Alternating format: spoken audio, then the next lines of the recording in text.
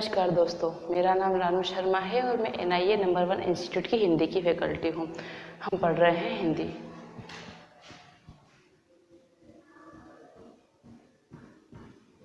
हिंदी के अंतर्गत हम उपसर्ग की परिभाषा, शब्द निर्माण, शब्द रचना, शब्द भेद और पढ़ चुके हैं और हम पढ़ रहे थे उपसर्ग के प्रकार।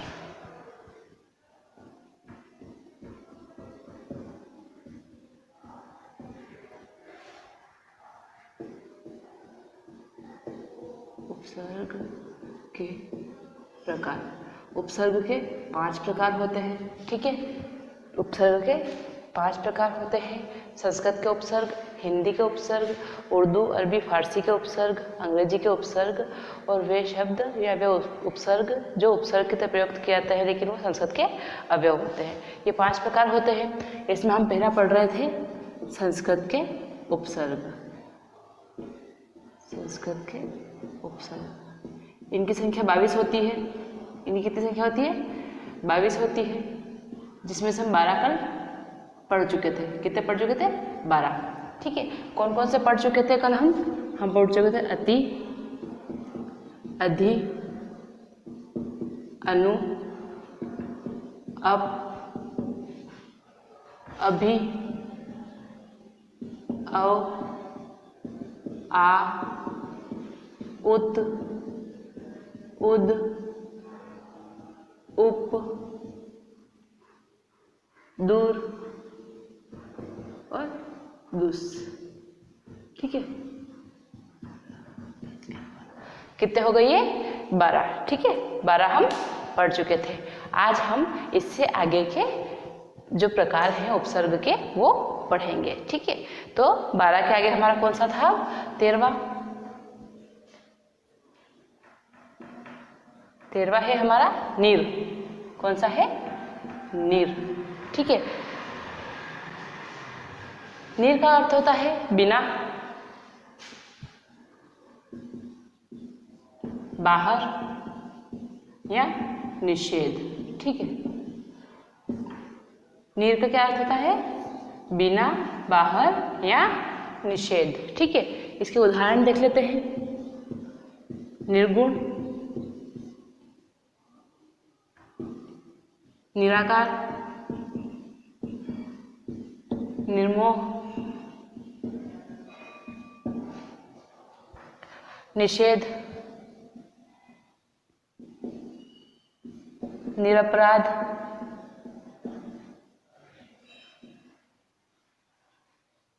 निर्जल, निर्जन, निर्भय। ठीक है, निर्विकार,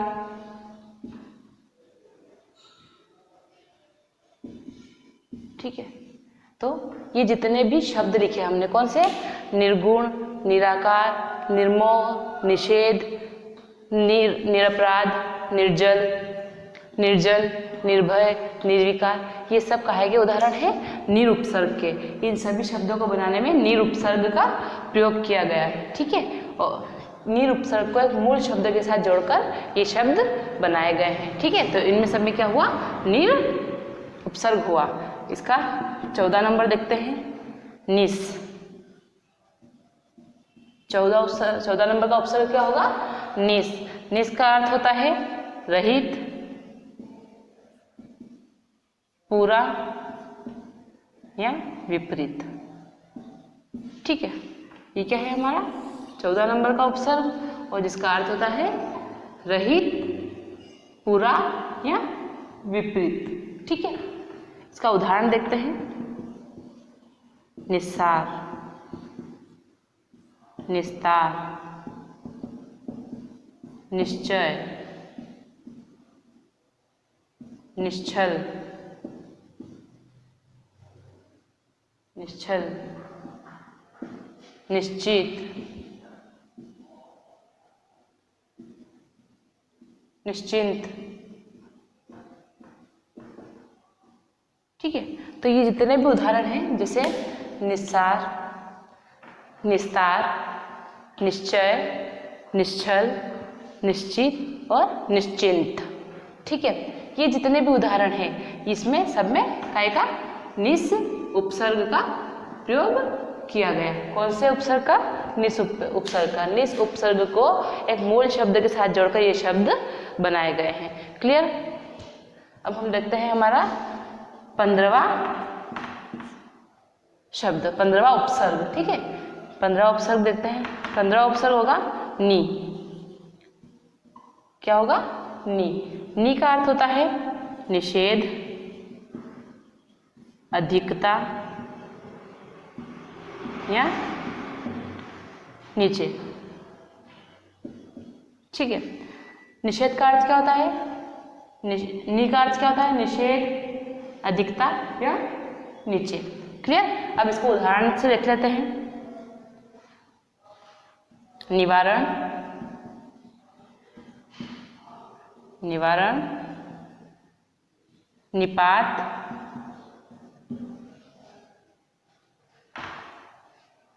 निवारण, निपात, नियोग, निबंध, निषेध। ठीक है,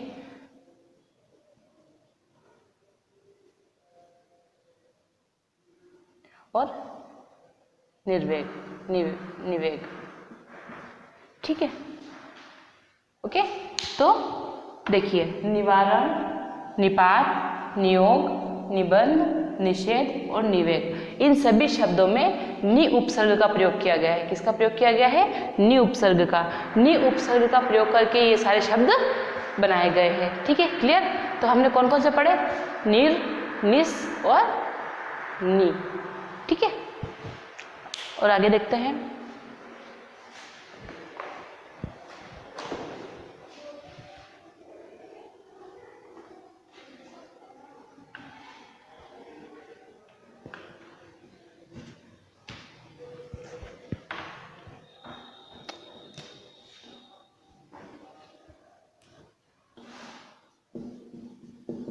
हम पढ़ चुके हैं निर, निस और नी।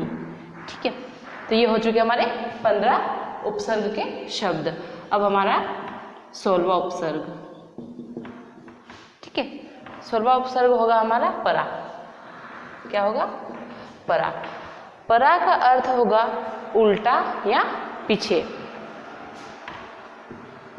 उल्टा या पीछे। ठीक है, इसके उदाहरण देख लेते हैं। पराजय, पराकाष्ठा, परावर्तन,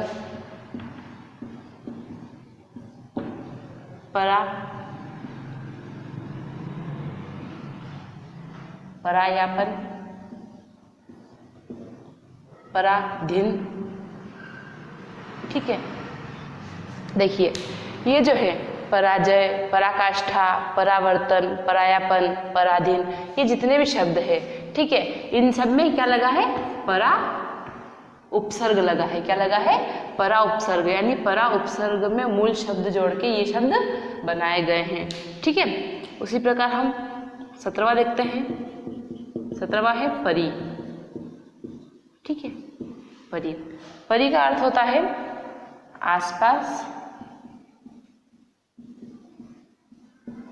चारों ओर या चारों तरफ, चारों ओर या चारों तरफ। ठीक है, परी का अर्थ क्या होता है? आसपास, ठीक है, चारों ओर या चारों तरफ। ठीक है, अब इसका उदाहरण देख लेते हैं। ठीक है, कि परी का कौन कौन सा उदाहरण होता है? परी का उदाहरण होगा परिवर्तन, परिमाण,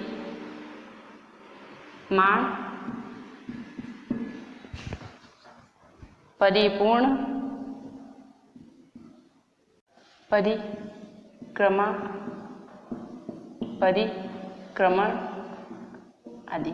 ठीक है, देखिए परिवर्तन, परिमाण, परिपूर्ण, परिक्रमा और परिक्रमण, इन सभी शब्दों में क्या यूज किया गया? परि उपसर्ग का प्रयोग किया गया है। ठीक, क्लियर? तो ये हमने देखे 16 और 17। अब देखते हैं हम 18 नंबर का। 18 नंबर का उपसर्ग शब्द वो है हमारा प्र। क्या है? प्र। ठीक है, प्र का अर्थ होता है अधिक या आगे, अधिक या आगे। ठीक है, इसका उदाहरण देखते हैं। प्रख्यात, प्रबल, प्रस्थान, प्रकृति,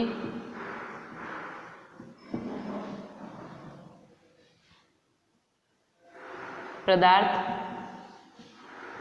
ठीक है, देखिए ये शब्द देखिए, प्रख्यात, प्रबल, प्रस्थान, प्रकृति, पदार्थ, ये जितने भी शब्द हैं, ठीक है, ये जितने भी शब्द हैं इनमें काहे का प्रयोग किया गया है? प्र उपसर्ग का प्रयोग किया गया है। प्र उपसर्ग के साथ मूल शब्दों को जोड़कर यह शब्द या यह जो शब्द है वो यौगिक शब्द बनाए गए हैं। क्लियर? तो ये हमारे हो गए 16, 17 और 18। ठीक है, क्लियर?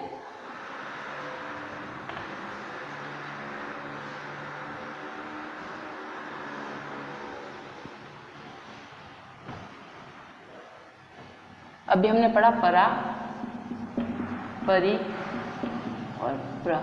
ठीक है, अब हम पढ़ते हैं 19वां। ठीक है,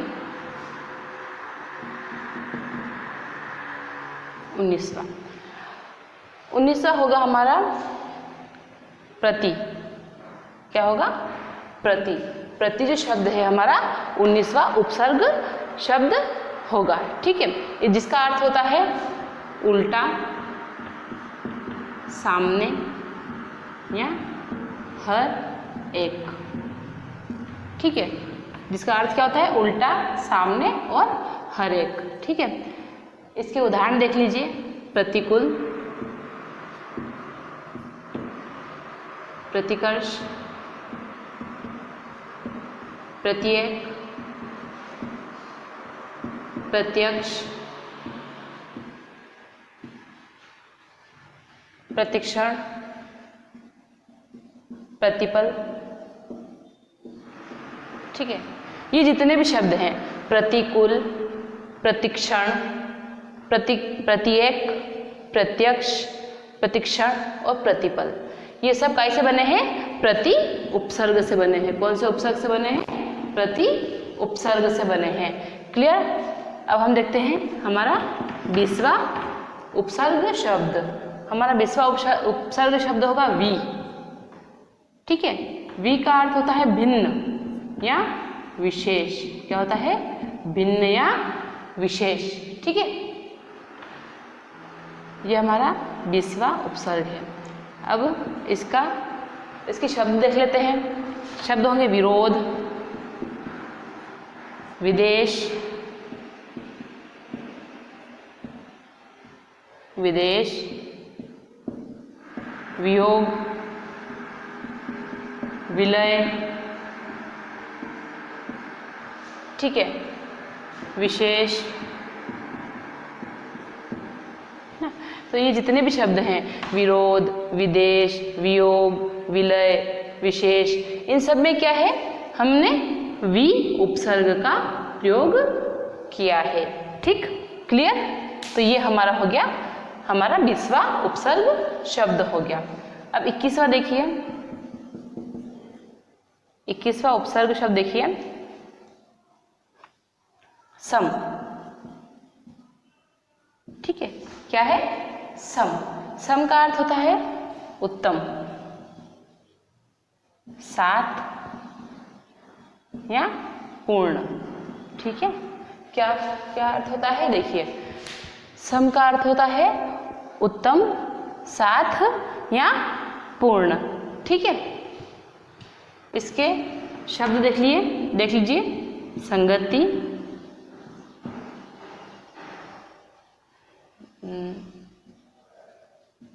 संस्कार, संतुष्ट, संभव,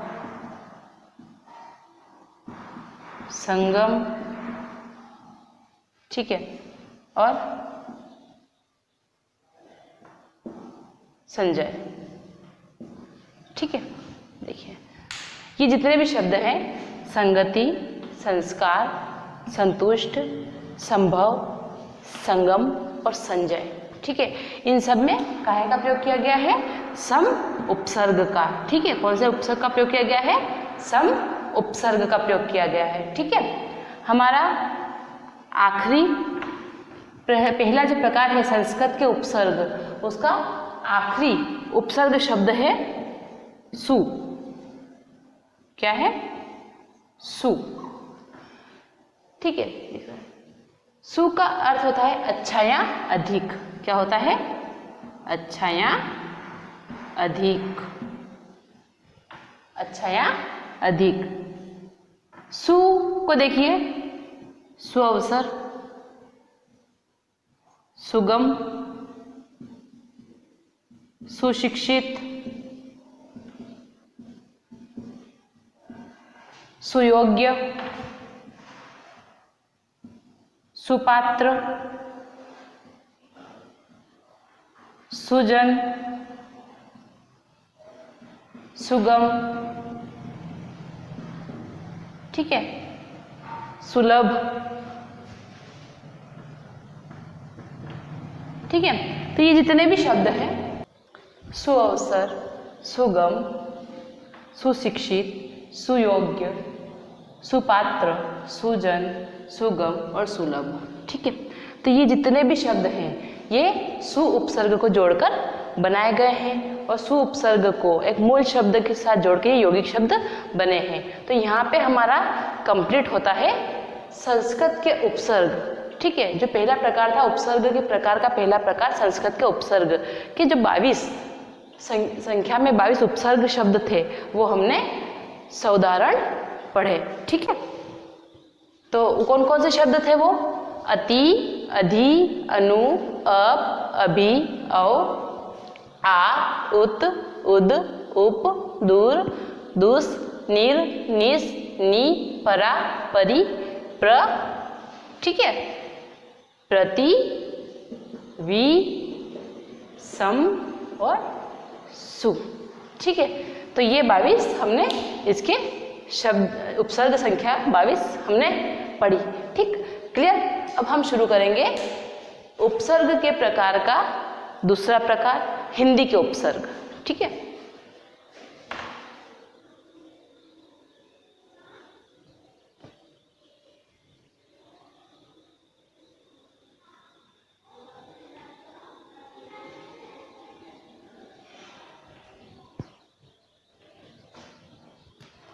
हमारा पहला हो गया संस्कृत के उपसर्ग, संस्कृत के उपसर्ग, ठीक है। अब है दूसरा है हिंदी के उपसर्ग, दूसरा है हिंदी के उपसर्ग, हिंदी के उपसर्ग। इनकी संख्या 13 होती है। कितनी होती है? 13 होती है, संख्या होती है 13। जिस प्रकार संस्कृत के जो उपसर्ग थे उनकी संख्या 22 होती है और हमने 22 उपसर्ग शब्द पढ़े, उसी प्रकार हिंदी के जो उपसर्ग होते हैं उनकी संख्या 13 होती है। अब हमें 13 उपसर्ग ये पढ़ेंगे, ठीक है। हम जो है हिंदी के 13 उपसर्ग पढ़ेंगे, क्लियर। तो इन 13 उपसर्ग में से पहला है हमारा अ। क्या है? अ, ठीक है। पहला क्या है? अ। तो अ का अर्थ होता है अभाव या निषेध। क्या होता है?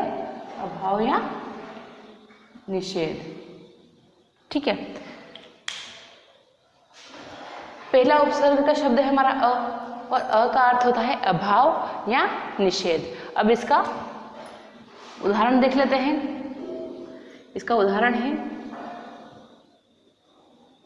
अभाव, अथाह, ठीक है, अटल, अचल, अमर, अजय,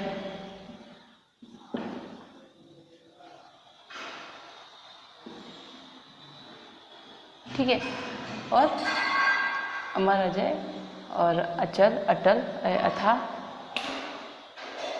अथा, अछूता, ठीक है, क्लियर। देखिए अभाव, अथा, अटल, अचल, अमर, अजय, अछूता, ठीक है, ये जितने भी शब्द है इसमें अ उपसर्ग का प्रयोग किया गया, ठीक है। भाव, था, टल, चल, मर, जय और छूता, ये सब क्या है, मूल शब्द है और मूल शब्द के साथ उपसर्ग का प्रयोग कर यौगिक शब्द बनाए गए हैं, ठीक है। इसी प्रकार हमारा दूसरे नंबर पे आता है अन। क्या आता है, अन, और अन का अर्थ भी होता है अभाव या निषेध, ठीक है। अन का अर्थ होता है, इसके उदाहरण देख लीजिए, अनमोल, अनबन, अनपढ़, अनगढ़, अनजान, ठीक है। तो ये जितने भी शब्द हैं, अनमोल, अनबन, अनपढ़, अनगढ़, अनजान, ये शब्द क्या है, सभी अन उपसर्ग के साथ बने हुए शब्द हैं, क्लियर, ठीक है। तो ये हमने दो उपसर्ग के शब्द पढ़े, काई के उपसर्ग के प्रकार के, दूसरे प्रकार हिंदी के प्रकार के, ठीक है। इसका हम तीसरा प्रकार देखते हैं। इसका तीसरा प्रकार है क, ठीक है। क का अर्थ होता है बुरा या हीन, ठीक है। क का अर्थ क्या होता है, बुरा या हीन, ठीक है। इसको उदाहरण में देखते हैं, कपूत, ठीक है। देखिए पूत क्या है, पूत क्या है, एक मूल शब्द है ना, और मूल शब्द के साथ उपसर्ग क्या जुड़ गया, क जुड़ गया, तो क धन पुत, कपूत, कचोर, ठीक है, कगार,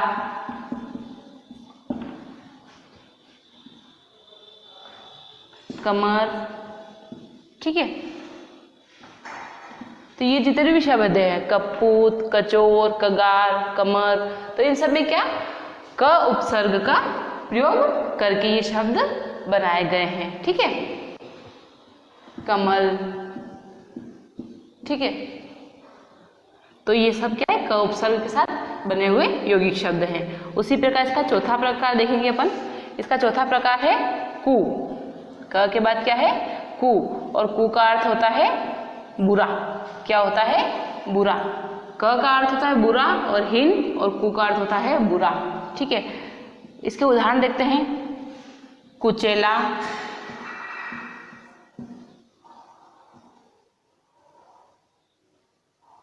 कुमार,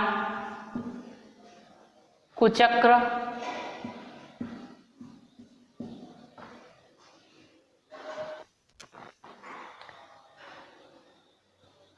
कुचेला, कुमार और कुचक्र, ठीक है। देखिए कुख्यात, कुख्यात है ना। तो ये जो शब्द है कुचेला, कुमार, कुचक्र, कुख्यात, तो ये शब्द क्या है, कु उपसर्ग के साथ बने हुए शब्द हैं, ठीक है। चेला, मार, चक्र और ख्यात क्या है, मूल शब्द है, और मूल शब्द के साथ कु उपसर्ग को जोड़कर ये सब यौगिक शब्द बनाए गए हैं, ठीक है। तो हम कितने पढ़ चुके हैं, 4 शब्द पढ़ चुके हैं, 4 उपसर्ग शब्द पढ़ चुके हैं। कौन कौन से हम पढ़ चुके हैं, अ, अन, क और कु, ठीक है। तो हमने ये 4 उपसर्ग के शब्द पढ़ लिए, ठीक है। अब हम 5वां देखते हैं।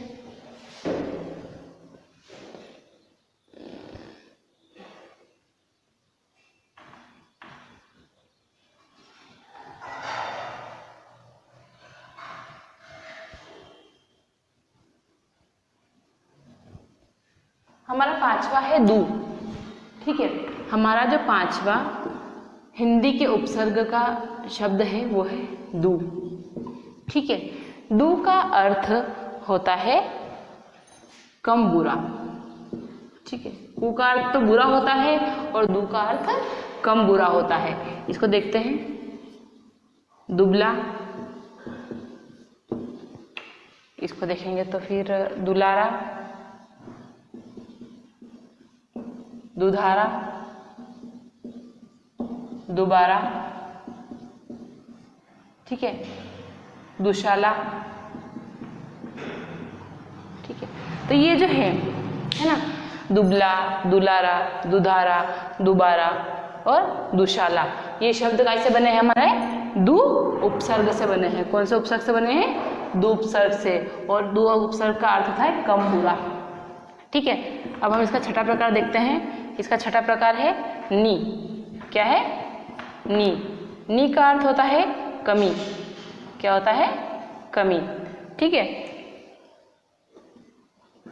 इसके उदाहरण देखते हैं, निडर,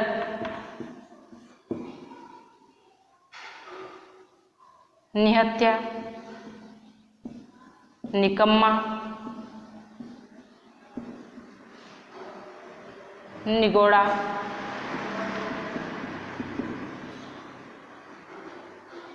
ठीक है। ये जितने भी शब्द हैं, निडर, निहत्था, निकम्मा, निगोड़ा, ये कौन सा शब्द है? नी उपसर्ग से बने हुए यौगिक शब्द हैं। क्लियर? ठीक है। इसका देखते हैं सातवां प्रकार, वो होगा ओ या औ। क्या होगा? ओ या औ, ठीक है। तो ओ या औ का अर्थ होता है हीन या निषेध। क्या होता है? हीन या निषेध। अब देखिए, ओ या औ उपसर्ग से कौन कौन से शब्द बनते हैं? इनसे बनते हैं अवगुण, औघर, औसर, औसान, औसान, ठीक है। ये जो शब्द हैं अवगुण, औघर, औसर, औसान, ठीक है। तो ये शब्द कैसे? ओ उपसर्ग के साथ, औ उपसर्ग के साथ बने हैं, ठीक है। क्लियर? तो ये हम जो हमारे हिंदी के उपसर्ग के 13 शब्द थे, उपसर्ग के शब्द, उसमें से हम कितने?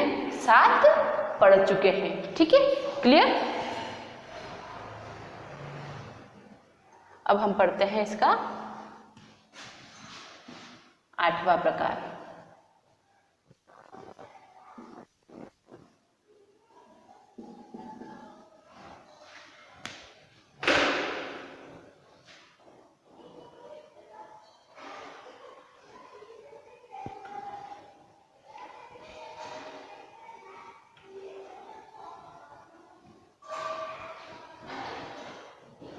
इसका 8वां प्रकार, 8वां इसका जो प्रकार है वो है भर। क्या है? भर। और जिसका अर्थ होता है पूरा। क्या होता है? पूरा। भर का अर्थ क्या होता है? पूरा। इसके उदाहरण देख लीजिए, भरपेट, भरसक, भरमार, भरमार, ठीक है, भरतार, ठीक है। तो ये जितने भी शब्द हैं, ठीक है, भरपेट, भरसक, भरमार, भरतार, तो इसमें जो भर शब्द है, ठीक है, ये क्या है? उपसर्ग है। और ये जो पेट, सक, मार, तार, ये शब्द क्या है? ये सारे शब्द हमारे मूल शब्द हैं, जिनके साथ उपसर्ग ने जोड़कर ये यौगिक शब्द बनाए हैं, ठीक है। तो आज हमने उपसर्ग के प्रकार के, जो हिंदी का उपसर्ग दूसरा प्रकार है, उसके अ, अन, क, कु, दु, नि, औ, भर, ये 8 उपसर्ग पढ़े। अब हम कल इसके पढ़ेंगे बाकी के 5 उपसर्ग, ठीक है। आज के लिए इतना ही। अगर आपको वीडियो पसंद आया हो तो लाइक करें, शेयर करें, कमेंट करें और सब्सक्राइब करना ना भूलें। धन्यवाद।